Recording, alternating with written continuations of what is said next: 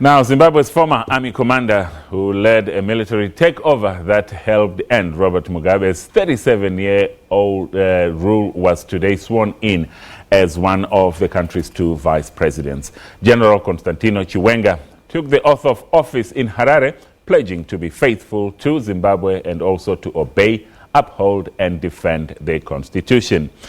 Chiwenga retired from the military last week, slightly over a month after the military temporarily took control of the country on November 15th, culminating in Mugabe's resignation some 6 days later. Emmerson Mnangagwa, who had a few weeks earlier been sacked from his job as vice president by Mugabe, then took over as the head of state. Kembo Mohadi, a veteran politician and long-serving state security minister, was also sworn in as the second vice president to Mnangagwa. Mugabe was ousted from power after the military stepped in following internal feuding and factionalism that had escalated in the ruling ZANU-PF party over who would succeed him. And joining us now on the line is Professor Martin Rupiya from UNISA's Institute for African Renaissance Studies, and he is also a retired Zimbabwean Army Lieutenant Colonel. Prof, it's good to speak to you again. Good afternoon and welcome. Now, these appointments Thanks for inviting us. Yes, Prof, these appointments of the two were expected, but the question here is, how much do they really change the power dynamics in Zimbabwe? I think we need to acknowledge the groundbreaking change from, the First Republic to the Second Republic, the new Zimbabwe, as it were. In the case of General Chiwenga, who is also Dr. Chiwenga, he has an earned PhD. Now as vice president, we are hoping the role he played to bring into place, the new Zimbabwe, will continue now with his new role as the vice president. So on the shoulders of Dr. Chiwenga is a lot of expectations by Zimbabweans who, as you may recall, on November 18, were on the streets, really looking forward to a leadership, that provides, a sense of purpose, destiny, and hope to the many Zimbabweans who had been impoverished, by the bad policies adopted by the previous regime.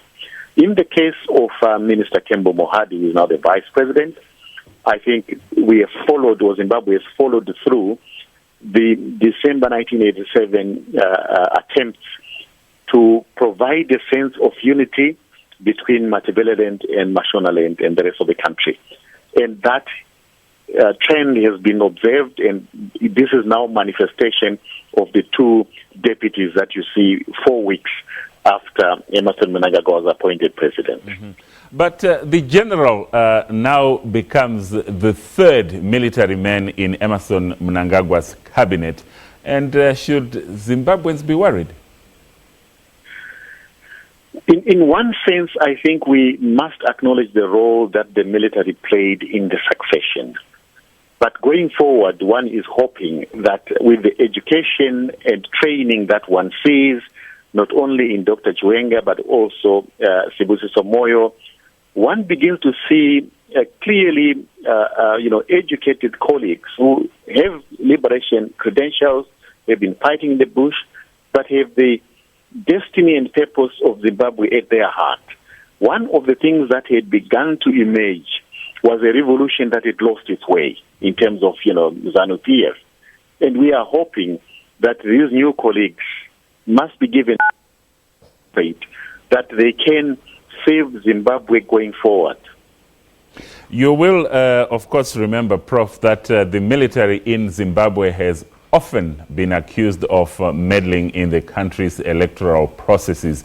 Now, with so many high-ranking military officers now in politics, should the opposition parties there begin to raise their eyebrows?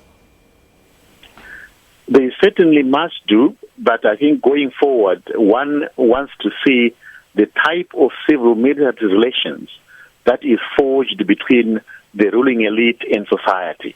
Certainly the experience of Zimbabweans in the last 37 years or so has been one of disappointment and of the use and abuse of the military against citizens.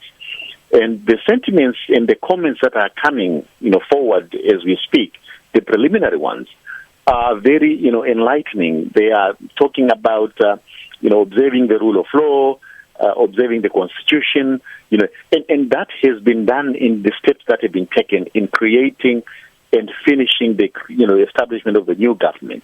So one hopes that those fears will be set aside by the performance, of the colleagues that are now entering into the new offices. Two appointments, the other one coming from the military and the other one coming from state security, where really discipline and dedication are key. Do you think that General Chiwenga and Kembo Mohadi will really play a better role in improving the lives of ordinary Zimbabweans?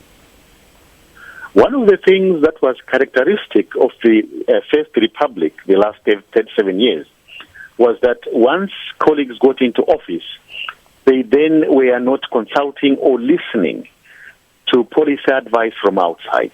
And one is hoping that there will be a new culture within the new government to bring on board all Zimbabweans and all ideas, and really to locate the Zimbabwean economy within the global and sub-regional economy that functions. And I am saying, Obriel, that the comments I have so far picked up indicate a positive sense of realism, connecting, with what works, and a pragmatism approach that begins to understand that we may have been our own worst detractors. And going forward, one is hoping you have a leadership that is a sense to connect the improvement of the lives of Zimbabweans with the ordinary developments of SADC, the African Union, and also the United Nations going forward. I still get a sense for now that is positive, and hence I'm saying they need to be given an opportunity and a chance to prove themselves instead of prejudging, certainly from the background that they are coming from. Well, thank you so much, Prof, as usual, for your time and your insights there. That was Professor Martin Rupiya from UNISA's Institute for African Renaissance.